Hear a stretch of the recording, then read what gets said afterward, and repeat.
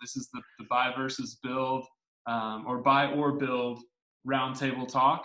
Don't want it to be an adversarial, versus conversation, but I think we have a pretty good offering here of representation from both sides. And Nick James, why don't you start us off? Who are you? Where are you from? What are you traveling in? And which side of the road do you lie on? Cool, thank you.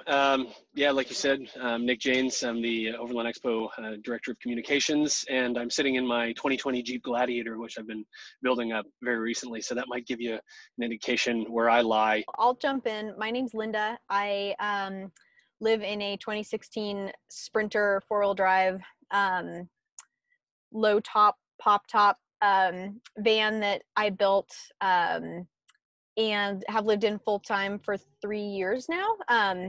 And so I guess I'm in the build camp. I probably was in the build camp because I needed to do it financially, but also because I'm just a hands-on person. And it turns out that I think it's been really awesome because I actually know how everything works or doesn't work when it doesn't work, and can typically address it myself. Although this morning I found a small family of rodents under my hood, and their stool was interrupting the diesel turbocharger power. So I didn't know anything about that, but I didn't put the engine in. So I guess I'll go next. My name is Mac. We go as Bound for Nowhere in all the places on the internet. Currently right now we're in a 2019 flatbed 4-wheel camper on a Tundra. But before that, we were in a 1985 Volkswagen Vanagon, then a 1985 Toyota Sunraider, and then a 2008 Toyota Tacoma. I've built all of our vehicles until this current one. And it kind of just came to the point where it was a value of time is why we went with the purchase versus the build route, because we were coming off of a 9-month build and we just kind of missed the road and wanted to keep moving.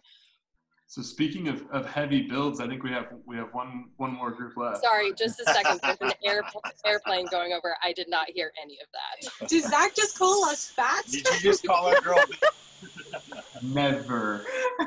Oh man. Yeah, so I'm Levi and this is Kate. We have Bruce Banner. Bruce is a 2016 Mercedes Sprinter 170 extended. He's got a lot of bells and whistles and some upgrades on the suspension and drivetrain that we can get into if you guys want to talk about that later on. But this is our second build, technically kind of our third build.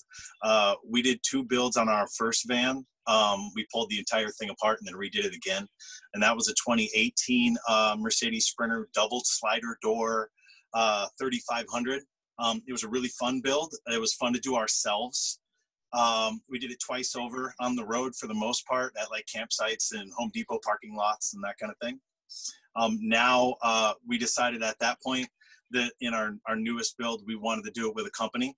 So we now have Bruce that we did with Tourig, these guys, and it was really awesome. We had an incredible experience doing it that way. So I'm from Alaska. Kate's from Australia. We met in New York City, and on the first date, she asked me if I wanted to build a van. So this is where we're at. That's awesome. Nice. I guess we have to introduce ourselves. So I'm Zach. And I'm Rachel. And we're, I guess on the internet, we are the Okie Nomads. We work full-time for Overland Expo, which is why we're hosting this roundtable. So we have currently, we are just finishing up 2 years of full-time travel in a 2000 Chevy Express short school bus. We've seen 48 states, 4 Canadian provinces, and a bunch of stuff in between. But we didn't have enough fun building one, so we're going to build another one. So we just, That's how it goes. we just went and picked up a 33-foot full-size school bus that we're going to turn into kind of a toy hauler and split it in half. And the back half will be a garage for our classic Toyota 4Runner to be kind of our exploration off-road rig. And then we'll park the big bus in a campsite somewhere on Forest Service Road and explore in the little guy. So now that everybody's introduced each other and ourselves, There's one question that comes up in all of these things, and it's so much easier, buy versus build. There's one commonality between all of them. We have to get it out of the way first because everyone gets asked this: where do you poop? It's the number one question that we get asked. So Kate and Levi, we'll start with you guys. I imagine you have the most luxurious commode of all of us. So where do you poop? Should we visually show? Should we visually show that? No. So we've got a full size stainless steel shower inside, and in there we have the Dometic cassette toilet. This is the 2-part, 5-gallon. It works really well. I guess we weren't like we realized the difficulties and the stuff that revolves around a bunch of the other toilet systems. And Tourig does these naturally, all of their builds, they put these in, and it's really fantastic because if it gets to where it's getting too old or getting too stinky or rough, you kind of like, you dispose of that and go get another one, which I think is a really nice addition because all the toilets that we found were all made out of plastic. So after a while, that plastic kind of absorbs all the smells and all the stuff. So I really like being able to get rid of that toilet down the road and put a new one in without having to dismantle my whole van. Yeah, for sure. Mac, what about you? I think I'm going to go in varying degrees of comfort. I know where you're headed here, Zach.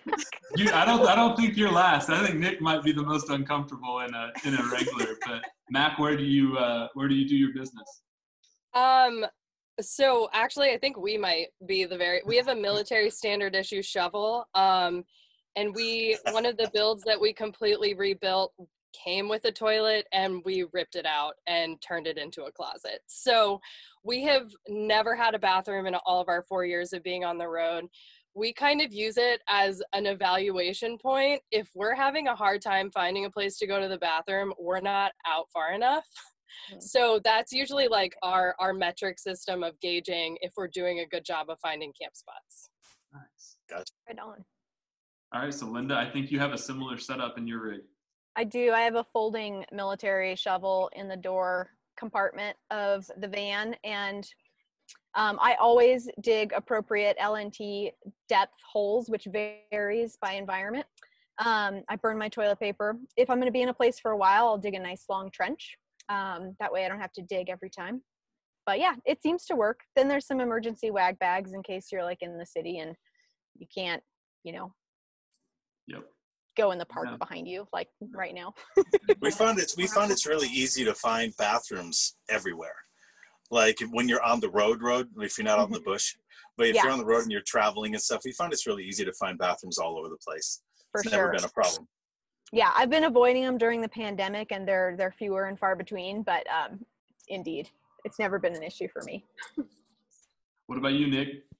Well, I guess I'm not fancy because my shovel doesn't fold. It's a one piece. No, I'm a woods person, just like the other folks there. Mm-hmm. I'm aspiring for a full-size shovel. It's just not practical to like have a tiny shovel, to be honest. We did do a year in Shoveltown. I don't want to sound like we're princesses. We're not princesses. Okay, we did it. Our whole first van build we did with the shovel. I think for a little while we had one of those plastic seats that snap onto the 5-gallon bucket, and then you put the cat litter in the bag and you do that thing. We had one of those for a short minute too. We do also have a toilet where a toilet should be in a 4-wheel camper, except for it's a litter box for our cat. So somebody gets luxuries, it's just not us. Yeah. So shifting gears a little bit, we had a question on Instagram from at Alicia Explores, or Alicia_Explores. And Alicia wanted to know snorkel ... worth it. And so I think there's at least one snorkel on the video. So who has a snorkel and who doesn't need a snorkel? Have a snorkel. Do it. Have a snorkel, yeah. We feel the snorkel's awesome. It really, a lot of people automatically assume the snorkel is for wading through high rivers. Really, the snorkel 99% of the time is for cleaner, cooler air into your engine. That's what it's giving you. It takes a whole lot of work on specialty vehicles to be able to wade your van or to wade your rig through, like, something 6-7 feet deep is coming up your doors. Like, you have to seal a lot of stuff up. And it's something you're not going to do in a vehicle you're usually going to be living in. But really, if you're going to get the occasional splash that's going to wind up like when you're wading through something at tire level to rocker panel level, and then you get a splash that's going to come up onto your grill, that won't go ahead and flood you out automatically because you've got that snorkel all the way up high. And you put that snorkel on DIY in like half a day? Right? Yeah, Terrawagon snorkel took like, I don't know, a couple of hours, and it's like 2 hours, and I had the snorkel on and all hooked up and done. Nice. Yeah, we went the snorkel route because we spend so much time in the desert. It's all that dusty air, the moon dust, all that stuff. We would have to change our air filters so regularly if we didn't have it.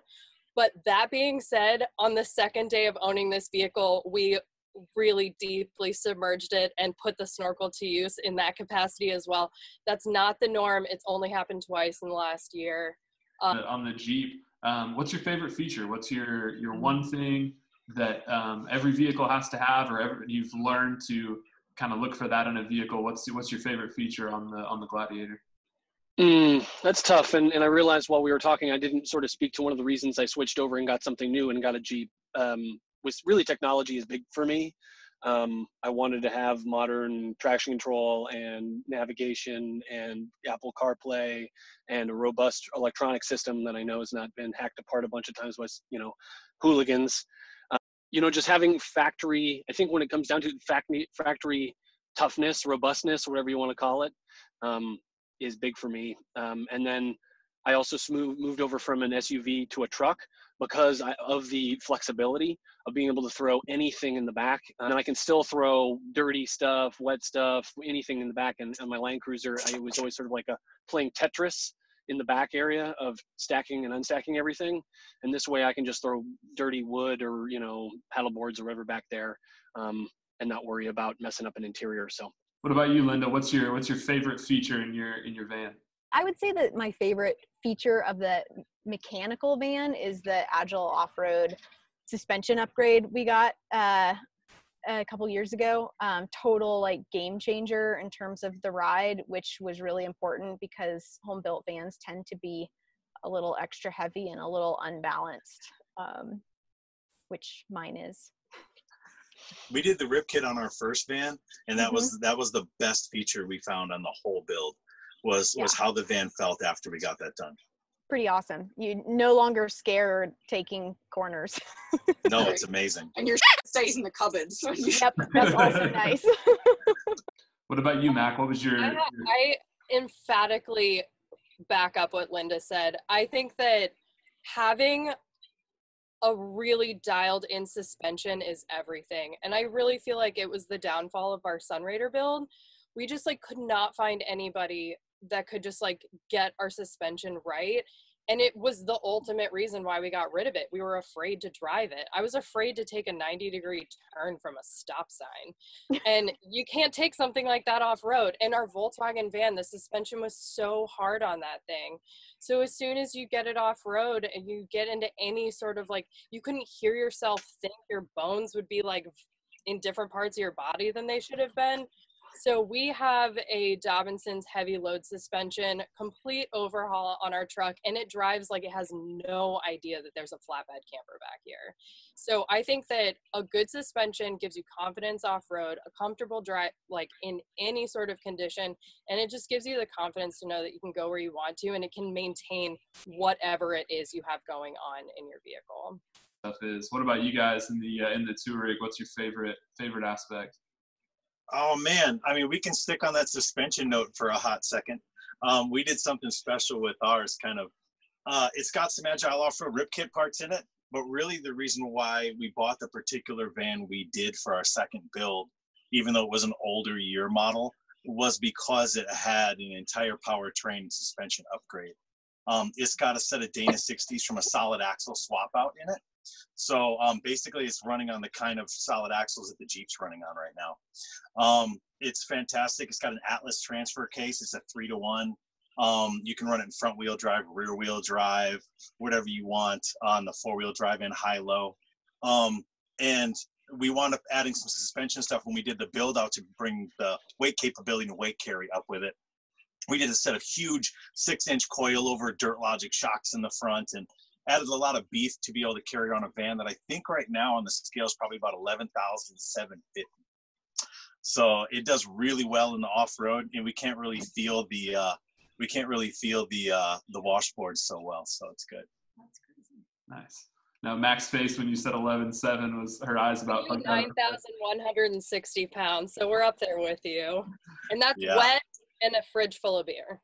Nice. Nice. What is kind of the must-have like tool or skill? I know a lot of people, like, we didn't carry a ton of recovery gear in our vehicle because we weren't, I mean, if we could change a tire, that's as much as we're ever going to do in a two-wheel drive school bus, because we're not, we shouldn't have been spending very much time off-road. And when we did, we were beyond what a reasonable winch would do for our big bus. What was a skill or a tool that you all thought was just invaluable for your build? Let's start with Nick. Oh, dang it! Something you were going to be last. He was like, I needed time to narrow this down from 3 or more items. Yeah, right. Oh, having pressurized water was a real game changer. I think pressurized water and heated water was a real game changer, and mine's more rudimentary than I'm sure y'all's are with big tanks and stuff. But that was a big one for me. Nice. What about you, Linda? Yeah, I mean, when it comes to things like recovery, I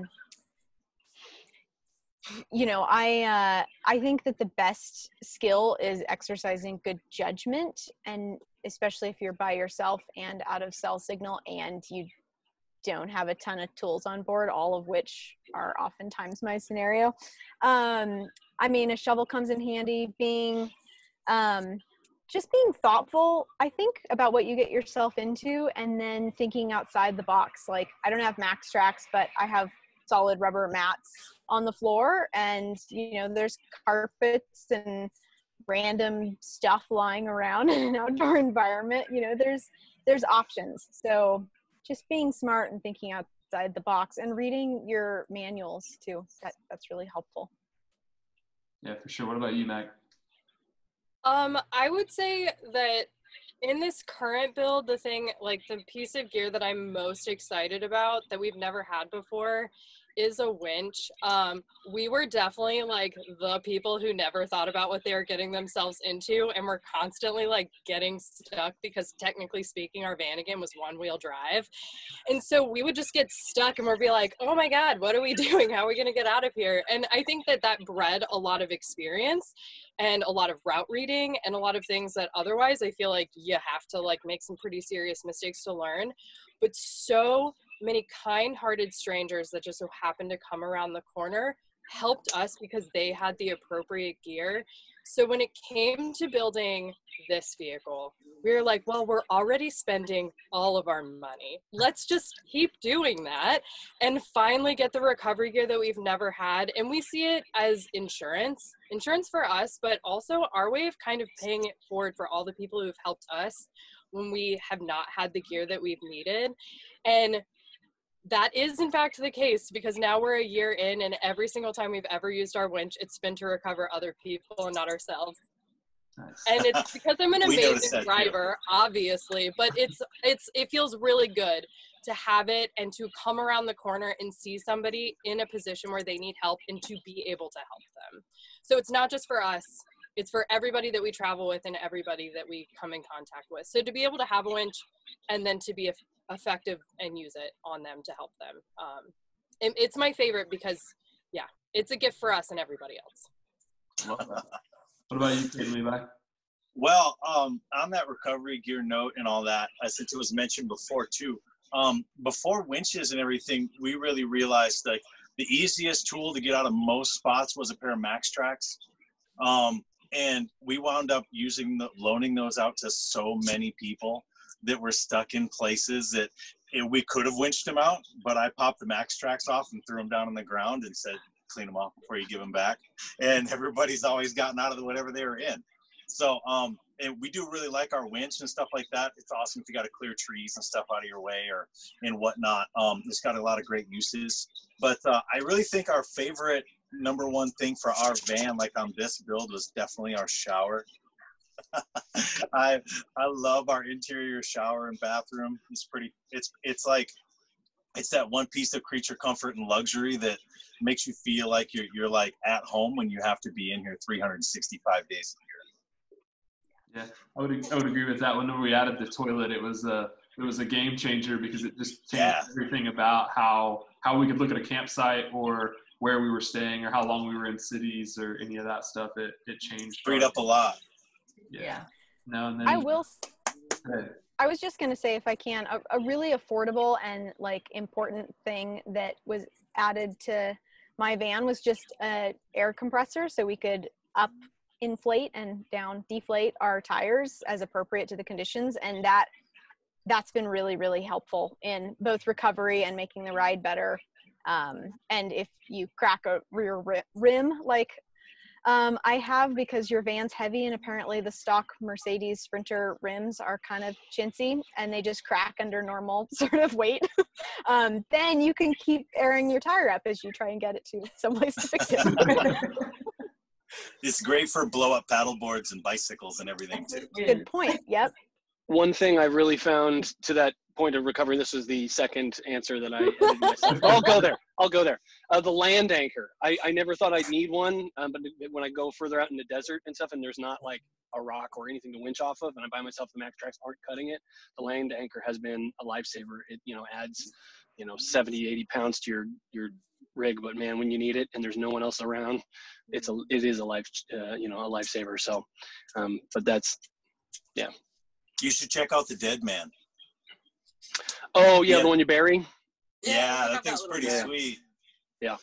Kate uses it to drag me around the yard when she wants to work out. Yeah, get that workout routine. I love it. No, and I was gonna put in a shameless plug for our employer, but one thing that we've noticed, the longer we hang around the Overland Expo community of the volunteers and the staff and the 7P guys and the DART training team and all these people with this wealth of knowledge, and you guys, meeting you all in all different situations, the wealth of knowledge that's out there, we've learned so much in just a few years of working in this environment. The people really are like a fantastic asset, and that's something we've not really had in other communities.